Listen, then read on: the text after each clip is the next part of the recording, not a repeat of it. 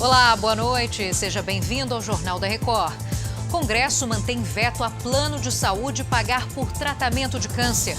Presidente do Senado diz que PEC dos combustíveis vai ser votada na semana que vem.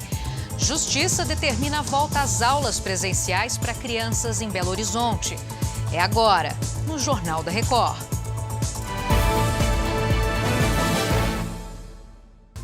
Oferecimento Bradesco. Pague do seu jeito.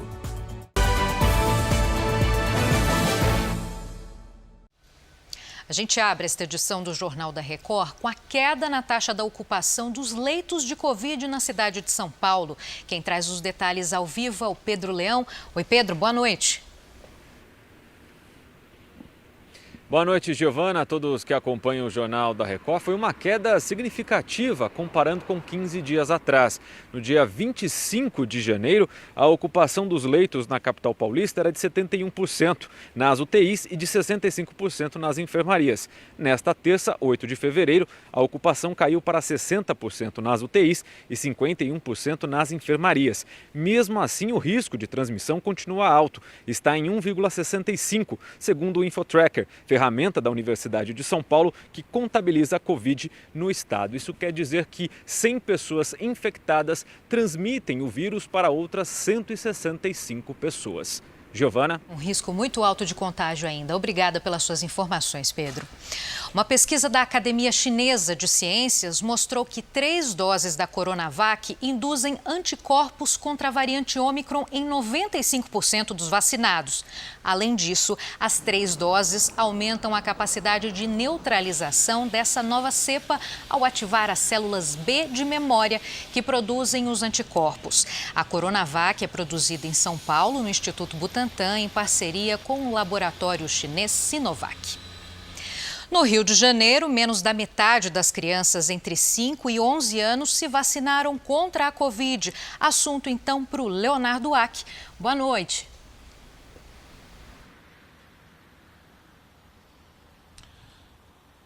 Boa noite, Giovana. Boa noite a todos. Olha, a expectativa era já ter vacinado 560 mil meninos e meninas, mas até esta terça-feira, 263 mil crianças tinham sido imunizadas, o que representa 47% do público esperado. Agora, por isso, o calendário regular da vacinação infantil contra a Covid-19 por idade, que terminava nesta quarta-feira, vai continuar. Nesta quarta, começa então o esquema de repescagem. Todas as crianças que têm mais de 5 anos e perderam a data para tomar a primeira dose devem procurar as unidades de saúde. Além disso, com a volta às aulas, a Prefeitura do Rio vai fazer uma busca ativa nas escolas da rede municipal e incentivar as famílias de crianças não vacinadas a procurar os postos para imunização. Giovana. Obrigada, tem que aproveitar mesmo essa repescagem para vacinar todo mundo para ir mais tranquilo para a escola. Um laboratório de química de uma escola particular da Zona Oeste de São Paulo explodiu e deixou 2 alunas e a monitora com queimaduras de 2º grau. Alunos de 7 anos faziam uma experiência quando a mistura, inclusive com ácido, superaqueceu e provocou a explosão. O líquido respingou e atingiu a monitora e pelo menos 11 crianças. A monitora de 22 anos tomava conta da turma na ausência do professor. A polícia vai investigar agora, então, a explosão. A Justiça determinou a volta das aulas presenciais para crianças de 5 e 11 anos em Belo Horizonte. Isso tanto na rede pública quanto na particular. Quem fala com a gente, então, é a Virgínia Nalon. Quando isso deve acontecer, Virgínia? Boa noite. Oi, Giovana, boa noite para você. Os alunos voltam presencialmente já nesta quarta-feira. Até o dia 28 de janeiro, a previsão era que as crianças retornassem às escolas no dia 14 de fevereiro, com base no decreto municipal. Mas o Ministério Público Estadual acionou a Justiça e o Tribunal de Minas Gerais acatou o pedido e determinou o retorno imediato. A Prefeitura da capital chegou a recorrer, mas como o recurso não foi julgado, o que vale é a decisão mais recente do TJ Mineiro. Mas como essa decisão só vale para BH, outras 61 cidades de Minas mantiveram o retorno das aulas para a próxima segunda-feira, dia 14 de fevereiro. Giovana. Obrigada pelas explicações, Virgínia. Um bom trabalho. O levantamento da ONG Todos pela Educação revelou que 40% das crianças brasileiras de 6 e 7 anos ainda não foram alfabetizadas. É o pior resultado em 10 anos. O estudo mostrou as consequências do fechamento das escolas na pandemia. O número de crianças que não sabe ler nem escrever cresceu 66%. As crianças mais pobres foram as mais prejudicadas e tiveram poucas oportunidades de continuar estudando à distância. 29 cidades do Amazonas zeraram as internações por Covid-19. Que bom, hein? Paloma Mendonça, boa noite. Exatamente, Giovana, boa noite. E outra boa notícia é que em todo o interior do Amazonas há apenas 2 pacientes com coronavírus em unidades de cuidados intensivos. Houve uma redução de 34% nas internações por Covid no interior do estado. Hoje são 94 pacientes em leitos clínicos e uma taxa de ocupação de 11%, segundo a Secretaria de Saúde do Amazonas. As autoridades acreditam essa redução de casos à vacinação. Até o momento, 69% da população do Amazonas, acima dos 12 anos, já tomaram a primeira dose. E 57% já estão com o esquema vacinal completo com as 3 doses. Giovana. Obrigada pelas suas informações.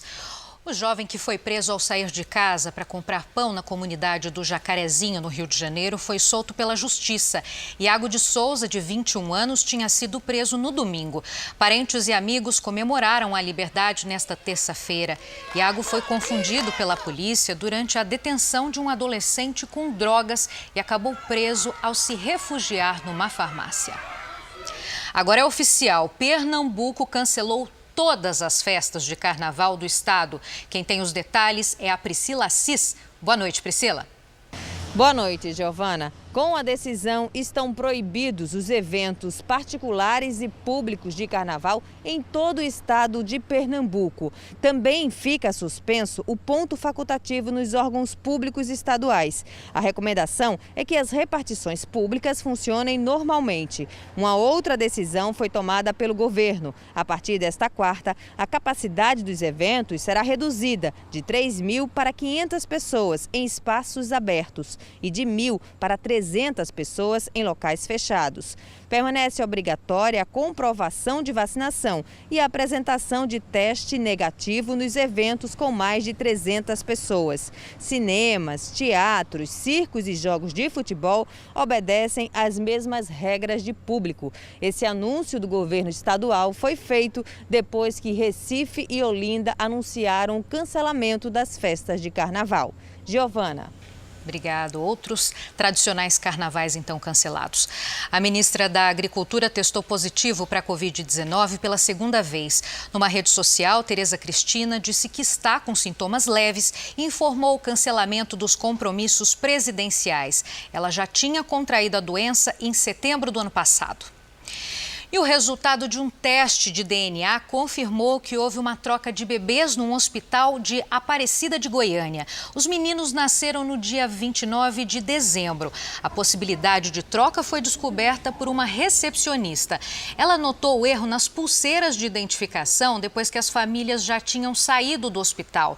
Com o resultado do exame, a justiça poderia ter determinado a destroca dos bebês, mas as próprias famílias corrigiram o erro por conta.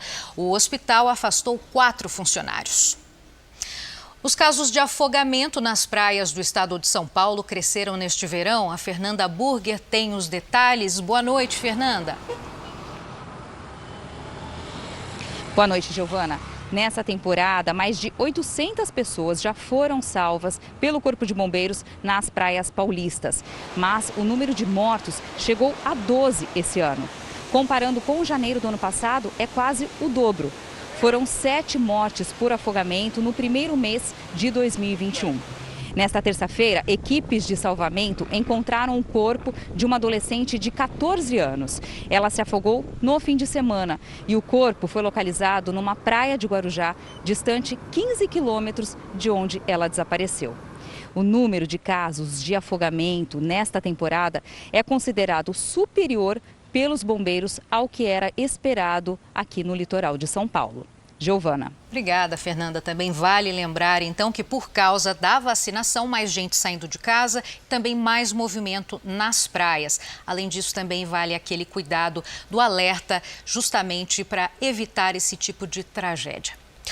A polícia pediu à Justiça mais tempo para concluir o inquérito sobre o acidente em Capitólio, Minas Gerais. Ainda não se sabe o que teria causado a queda da rocha um mês atrás. As pedras se desprenderam do paredão e atingiram uma lancha com turistas. 10 pessoas morreram. O mirante de Capitólio continua interditado e uma equipe de geólogos prepara um relatório que deve ser entregue em até 60 dias. Nesta terça-feira, o Congresso Nacional manteve o veto presidencial a um projeto que obrigava os planos de saúde a fornecer remédios contra o câncer. Vamos até Brasília fazer nossa conexão com o Matheus Scavazini. Matheus, boa noite.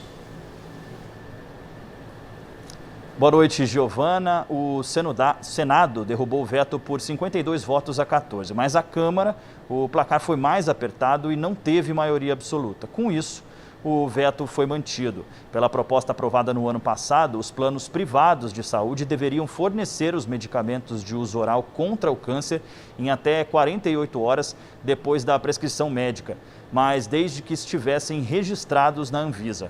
O argumento para o veto de Bolsonaro é que o prazo seria muito curto para a análise da Agência Nacional de Saúde Suplementar.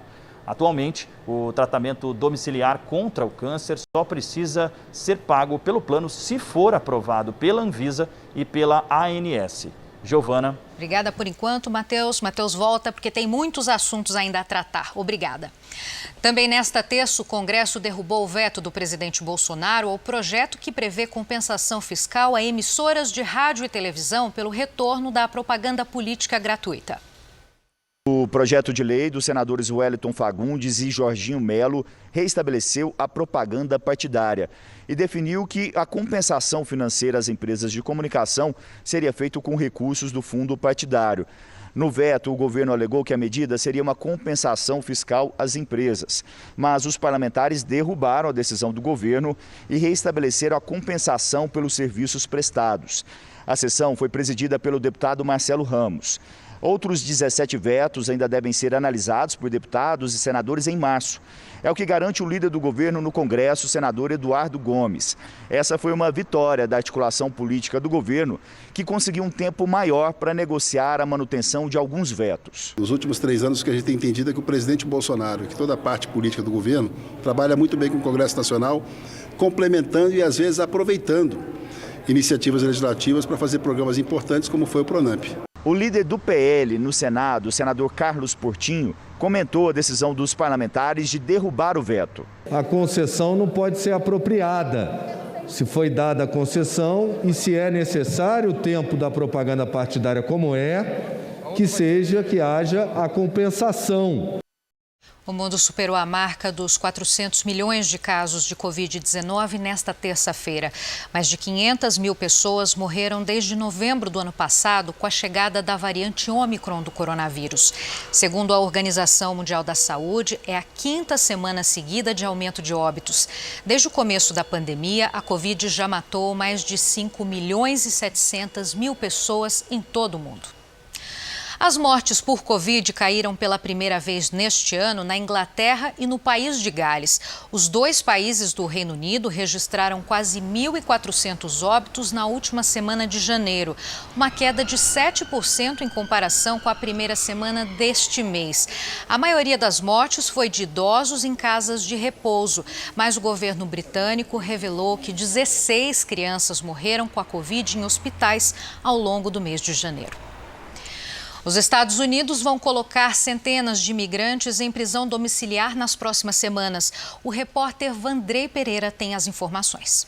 Essa experiência foi planejada para as cidades de Houston e Baltimore e vai durar inicialmente 4 meses. Bem, o programa, ainda em fase de testes, quer colocar cerca de 200 imigrantes adultos em prisão domiciliar. Para reduzir custos, a ideia é deixar todos em casa, em vez de recorrer a centros de detenção. O próprio Departamento de Segurança Interna declarou que o país não tem capacidade para prender todos os imigrantes ilegais que chegam aos Estados Unidos. No ano passado, mais de 2 milhões de pessoas foram detidas na fronteira, incluindo 170 mil menores desacompanhados. Atualmente, mais de 160 mil imigrantes cumprem programas alternativos à detenção.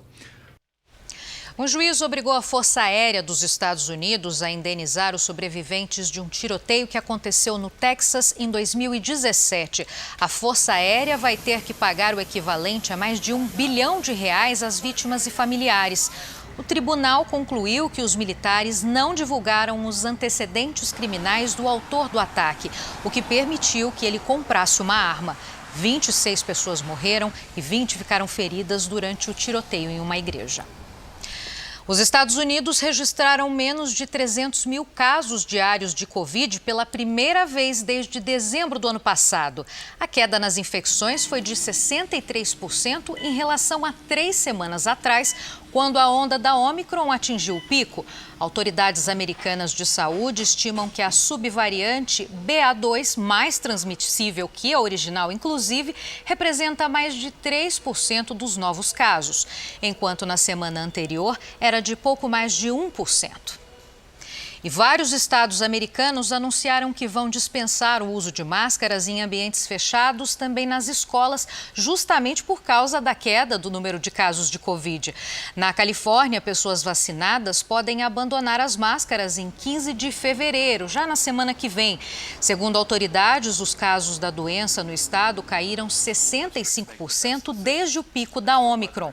O governo de Nova Jersey também anunciou que a partir de 7 de março, o uso de máscaras não vai ser mais obrigatório nas escolas para alunos e também funcionários. Um relatório da organização Fundo Mundial para a Natureza alerta que os resíduos plásticos alcançaram todas as partes dos oceanos e ameaçam a biodiversidade marinha. Quem tem as informações é a correspondente Ana Paula Gomes. A ONG e ativistas pedem um tratado internacional para resolver esse problema. De acordo com o documento, cerca de 20 milhões de resíduos plásticos param no mar anualmente. Eles sofrem uma decomposição e viram partículas minúsculas que se espalham com mais rapidez. A situação é tão preocupante que o volume de microplásticos no mar dobraria até 2050, mesmo se as pessoas parassem de despejar lixo nos oceanos. Uma conferência sobre o meio ambiente, organizada pela ONU em Nairobi, será realizada no final deste mês. De Lisboa, Ana Paula Gomes. A gente deve continuar acompanhando as ações aí para o meio ambiente, né?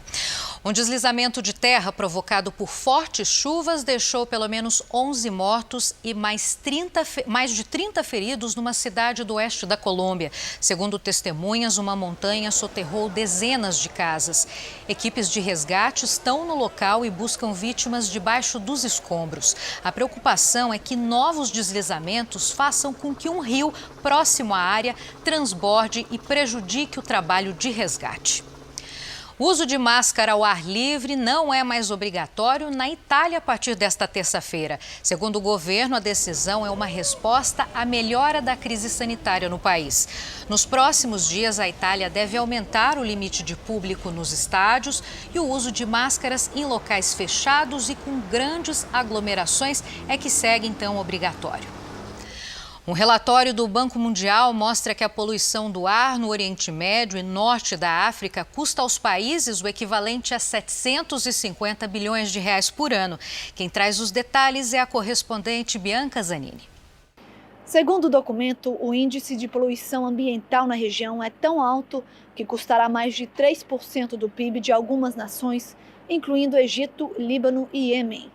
Em média, um morador de uma dessas áreas chega a ficar doente por 60 dias ao longo da vida devido à poluição do ar. E as pessoas que vivem nas grandes cidades estão respirando 10 vezes o nível de poluentes considerados seguros pela Organização Mundial da Saúde. O Mediterrâneo é um dos mares mais poluídos por plástico do mundo. Em média, um morador despeja anualmente mais de 6 quilos de resíduos nas águas do mar. O relatório ainda destacou baixos padrões ambientais nos setores de transporte e indústria e queimadas de resíduo como principais fatores de poluição do ar na região. De Tel Aviv, Bianca Zanini. Nos Estados Unidos, a cidade de Nova York quer dar permissão permanente para que os restaurantes ocupem as calçadas. O projeto foi criado durante o primeiro ano de pandemia como uma medida temporária. O programa Restaurantes Abertos ainda precisa se adequar às regras sanitárias antes de uma permissão permanente. Os moradores reclamaram que essa medida ajudou a atrair ratos para as calçadas. Mais de 12 mil estabelecimentos aderiram ao programa. Inclusive, aqui em São Paulo, a partir deste ano, passa a valer, então, uma isenção da taxa de bares e de restaurantes que usam as calçadas para estimular a economia e também para estimular que as pessoas usem as mesas ao ar livre.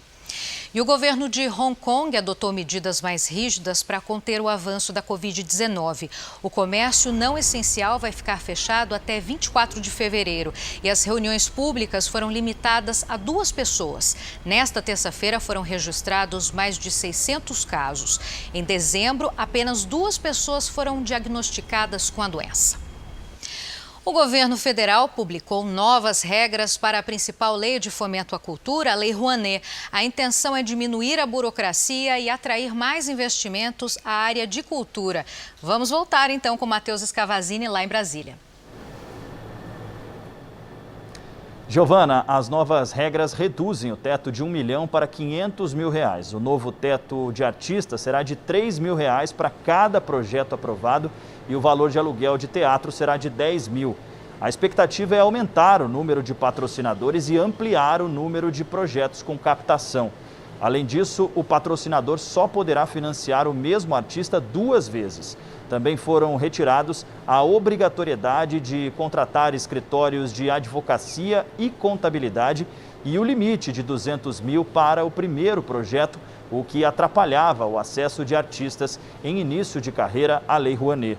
Giovana? Então, Matheus, vários pontos de mudança. Além disso, continue então com ele, porque os servidores do Banco Central pretendem fazer uma paralisação nesta quarta-feira por melhores condições de trabalho e também de salário, né, Matheus?